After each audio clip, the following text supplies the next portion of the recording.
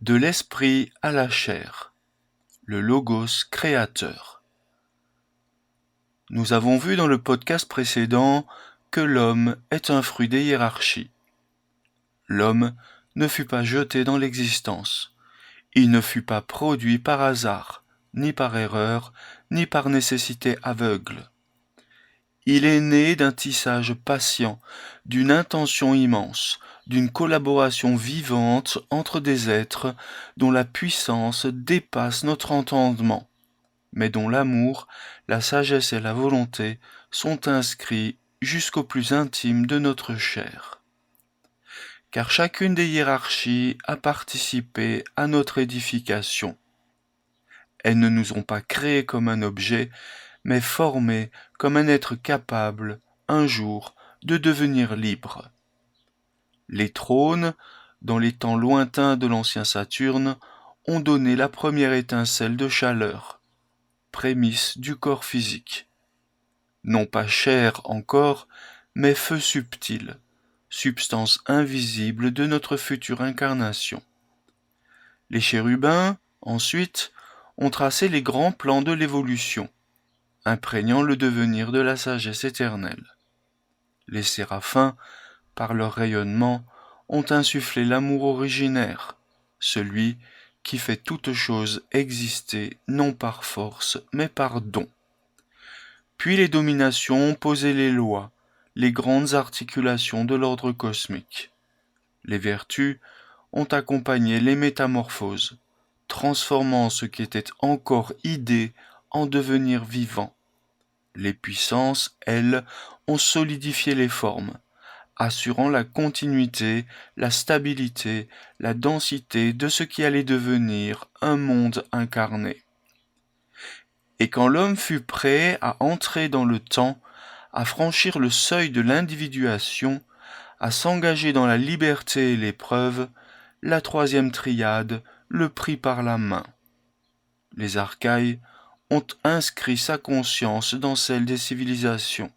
Les archanges ont donné souffle à ses langues, à ses chants, à ses traditions. Et les anges, enfin, l'ont suivi jusque dans ses chutes les plus profondes, jusque dans ses silences les plus sombres, sans jamais détourner le regard. Ainsi, l'homme n'est pas un simple être parmi d'autres. Il est l'empreinte de tout ce qui précède, le point d'aboutissement temporaire d'un immense courant spirituel. Mais cela ne le rend pas supérieur. Au contraire, cela l'engage. Car à mesure que l'homme prend conscience de cette origine, une responsabilité naît en lui, celle de devenir, à son tour, un créateur conscient, non pas pour dominer, mais pour aimer comme les séraphins, penser comme les chérubins et agir comme les trônes. Enfin, accompagner, un jour peut-être, d'autres êtres à éclore à partir des forces spirituelles qu'il aura lui-même construites. Le Logos est l'amour créateur. Au commencement, il n'y eut ni chaos, ni hasard, ni nécessité brute. Il y eut un acte d'amour. Non un amour éphémère, sentimental ou confus, mais une force d'une densité incandescente, capable de tenir ensemble l'invisible et le visible, le vide et la plénitude. Cet amour fut don, et ce don devint création. Car selon la science spirituelle, l'esprit universel ne donna pas naissance à l'univers par contrainte ou par caprice. Il le fit par amour structurant, ordonnateur, libre.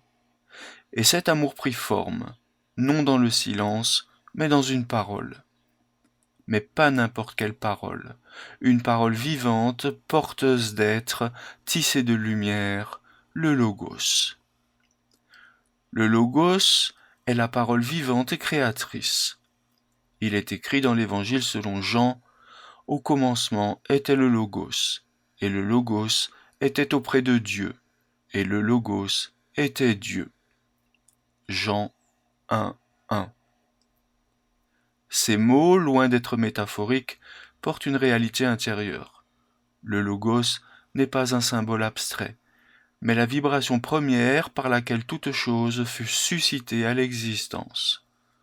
Selon Rudolf Steiner, ce logos est le Christ prééternel, non pas en tant qu'homme historique, mais comme principe cosmique.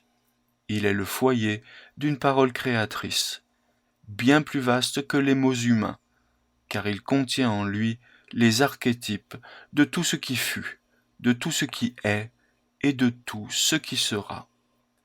Il est la force centrale d'amour et de sagesse, d'où surgissent les hiérarchies, les mondes, les êtres, non par explosion, mais par différenciation harmonieuse.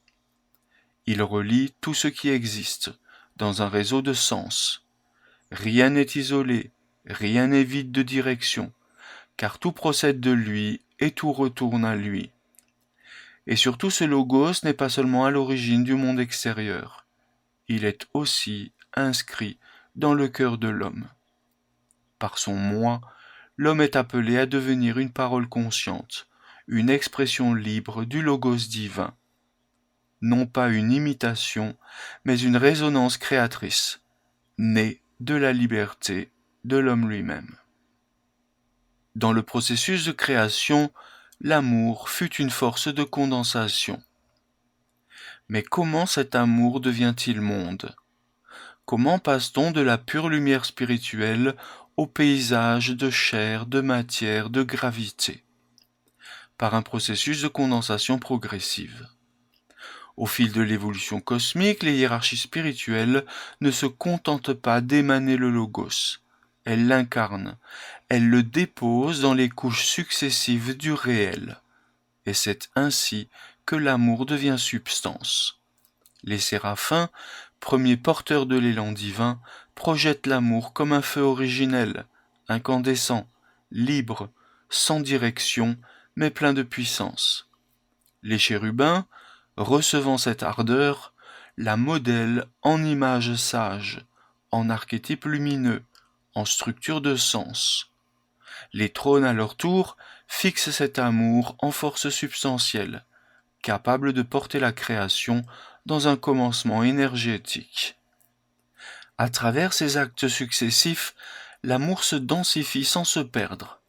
Ainsi, il devient lumière, la lumière devient chaleur, la chaleur se transforme en matière éthérique, puis astrale, et enfin, progressivement, en matière dense. Mais ce n'est pas une chute, c'est une offrande. Les êtres supérieurs s'abaissent volontairement, ils se contractent, ils se donnent, pour permettre qu'un jour, un esprit libre puisse surgir au cœur du monde et dire en conscience « Je suis ». Amour et liberté, les deux pôles de la création. Pourquoi une telle descente ? Pourquoi ce long chemin d'incarnation ? Parce que l'amour, s'il n'est pas librement choisi, n'est pas encore amour. Et pour qu'il soit libre, il faut qu'il passe par la séparation. C'est pourquoi l'homme doit descendre dans la matière. Là, il découvre l'isolement, l'opacité, le sentiment d'étrangeté vis-à-vis de l'esprit. Mais cette séparation est nécessaire. Elle seule peut faire naître en lui la conscience de soi. Elle seule peut donner au moi la possibilité de se reconnaître, de se choisir, de se forger. Puis, une fois éveillé à lui-même, l'homme peut entamer le chemin du retour. Non comme un être guidé de l'extérieur, mais comme un co-créateur conscient, capable d'aimer librement ce qu'il reçoit et volontairement ce qu'il devient. Dans ce va-et-vient entre descente, incarnation et remontée, réintégration, le logos demeure le fil conducteur. Il est la mémoire cachée du chemin, le fil d'or de l'amour originel que l'humanité est appelée à retrouver, à suivre, à recréer. Pour cela, nous avons besoin d'une science spirituelle de l'homme. Le monde, le corps humain, l'histoire, les souffrances, rien n'est laissé au hasard. Tout est le fruit d'un amour structurant, d'une parole vivante, d'un dessein de liberté. Ce dessin n'est pas figé. Il se déploie à travers les cycles planétaires, les formes successives de l'être, les métamorphoses de la conscience. Comprendre cela, ce n'est pas fuir le réel, c'est l'habiter autrement. C'est poser les premières pierres d'une véritable science de l'homme, non réduite au visible, mais ouverte à la profondeur, où l'évolution devient un acte d'amour, et l'amour une force créatrice.